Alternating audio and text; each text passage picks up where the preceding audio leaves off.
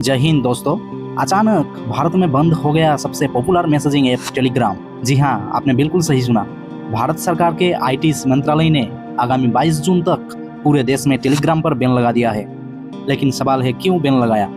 इसके पीछे है भारत की सबसे बड़ी परीक्षा नीट यूजी 2026 के पेपर लीक का सबसे बड़ा विवाद। लेकिन इस बैन पर टेलीग्राम के फाउंडर पावेल डुरोव ने ऐसा बयान दिया है जिससे पूरे इंटरनेट पर तहलका मचा दिया है। पावेल डुरोव का कहना है कि सरकार असली गुनहगार को छोड़कर 15 करोड़ मासूम लोगों को सजा दे रही है। आखिर क्या है पूरा मामला, हम जानेंगे आज की इस वीडियो में। तब तक वीडियो में आप सब बने रहे और जो लोग चैनल में नए हैं प्लीज चैनल को सब्सक्राइब कीजिए और इस वीडियो को अपने करीबी दोस्त और फैमिली में शेयर कीजिए जरूर, जो लोग इंस्टाग्राम यूज करते हैं। तो चलिए वीडियो का यहाँ तक शुरू करते हैं। मैं हूँ अमित, आपका स्वागत है आपकी इस छोटी सी चैनल में। पूरी कहानी शुरू होती है नीट यूजी 2026 की री एग्जामिनेशन से 21 जून को होने वाली है, क्योंकि 3 मई को हुआ पिछला पेपर लीक के आरोप के बाद वो पेपर कैंसिल कर दिया गया था। इसी परीक्षा को सुरक्षित रखने के लिए सरकार ने गूगल और एप्पल को अपना स्टोर से टेलीग्राम हटाने का ऑर्डर दिया है। इसके तुरंत बाद टेलीग्राम के सीईओ पावेल डुरोव ने सोशल मीडिया प्लेटफॉर्म एक्स पर आकर सरकार के इस फैसले पर कड़ा एतराज जताया है। उन्होंने कहा, भारत की आईटी मंत्रालय ने टेलीग्राम को सिर्फ इसलिए बैन करा क्योंकि कुछ यूजर ने लीक हुए सवाल शेयर किए थे। यह फैसला भारत के 15 करोड़ से ज्यादा आम टेलीग्राम यूजर को सजा देता है, न कि उन इनसाइडर्स को जिन्होंने असल में पेपर लीक किया था। उन्होंने इस बैन के असर पर भी बड़ा सवाल उठाया है। उन्होंने साफ कहा कि इस बैन ने कुछ भी नहीं रोका है। पेपर लीक करने वाले तुरंत दूसरे ऐप्स पर शिफ्ट हो गए हैं। यानी समस्या की जड़ को खत्म किए बिना पूरे प्लेटफॉर्म को बंद कर देना पूरी तरह बेअसर साबित हुआ है।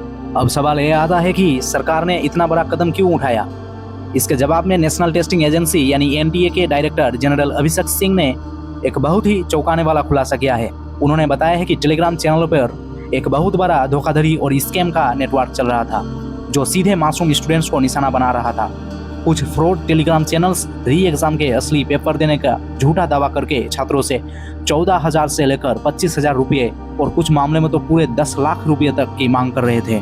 एनटीए चीफ ने सभी स्टूडेंट्स को सख्त चेतावनी देते हुए कहा है कि री एग्जाम का कोई भी पेपर लीक नहीं हुआ है। जिससे ही आप पैसे ट्रांसफर करेंगे आपके पैसे डूब जाएंगे। इतना ही नहीं, अगर आपने उन्हें अपना एडमिट कार्ड या व्हाट्सएप नंबर भेजा तो वो उसी जानकारी का इस्तेमाल करके स्टूडेंट को ब्लैकमेल या स्कैम करने के लिए करेंगे। यानी ये एक कभी ना खत्म होने वाला जाल है। इस बड़े पैमाने पर चल रहा फ्रॉड रैकेट को रोकने के लिए इलेक्ट्रॉनिक्स और आईटी मंत्रालय ने एनटीए की सिफारिश पर इंफॉर्मेशन टेक्नोलॉजी एक्ट 2000 के तहत सेक्शन 69A के तहत भारत में पूरे टेलीग्राम के एक्सेस को ब्लॉक कर दिया है। सिर्फ इतना ही नहीं, सरकार ने टेलीग्राम को 30 जून तक भारतीय यूजर्स के लिए मैसेज एडिटिंग फीचर को भी बंद रखने का आदेश दिया है, ताकि कोई पुराना मैसेज बदलकर फर्जी खबरों ना फैला सके। लेकिन डिजिटल राइट्स ग्रुप इंटरनेट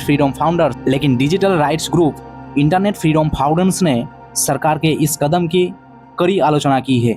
उन्होंने इसे एक अत्यधिक और कानूनी रूप से संदिग्ध कदम बताया है। IFF यानी इंटरनेट फ्रीडम फाउंडेशन का कहना है कि पूरे देश में एक पूरे प्लेटफॉर्म को ब्लॉक कर देना पूरी तरह से असंवैधानिक मन मानना है। दोस्तों, 21 जून को देश के लाखों छात्र दोबारा अपनी किस्मत आजमाएंगे परीक्षा केंद्र में। पेपर लीक होना हमारा देश के एजुकेशन सिस्टम के लिए जितना बड़ा कलंक है, क्या सुरक्षा के नाम पर करोड़ों लोगों की डिजिटल आजादी छीनना उतना ही सही है? आपको क्या लगता है, सरकार का ये टेलीग्राम बैन करने का फैसला सही है या पावेल डुरोव की बात सही है कि असली गुनहगार तो बच निकला? अपनी राय नीचे कमेंट सेक्शन में जरूर बताइए। अगर वीडियो इन्फॉर्मेटिव लगा हो तो इसे लाइक करें, दोस्तों के साथ शेयर करें और ऐसे ही हर बड़ी खबर को जानने के लिए चैनल को सब्सक्राइब जरूर करें। मिलते हैं अगले वीडियो में, तब तक के लिए धन्यवाद। स्वस्थ रहे। जय हिंद, जय भारत, वंदे मातरम। ये पिछले कई दिनों से ये रिपोर्ट आ रही थी कि टेलीग्राम के माध्यम से बहुत धोखाधड़ी के काम हो रहे थे। लोग फर्जी क्वेश्चन पेपर बेच के लोगों को बेवकूफ बनाने की कोशिश कर रहे थे, साइबर क्राइम कर रहे थे।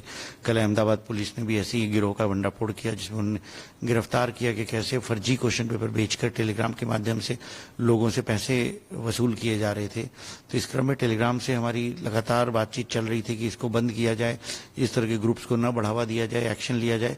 तो इसी को रोकने के लिए बच्चों के हित में मिनिस्ट्री ऑफ इलेक्ट्रॉनिक्स IT ने यह निर्णय लिया है।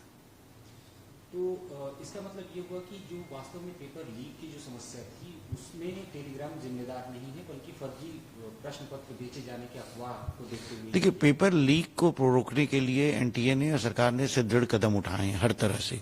तो ये मुद्दा उससे जुड़ा हुआ नहीं है, ये मुद्दा जुड़ा हुआ है लोगों को साइबर क्राइम करके बेवकूफ बनाने का, जिसमें कि गलत ऐसी जानकारी दे करके लोगों की एंग्जाइटी जो है उसका फायदा उठा करके लोगों को चीट करने का। तो ये मुद्दा वो है।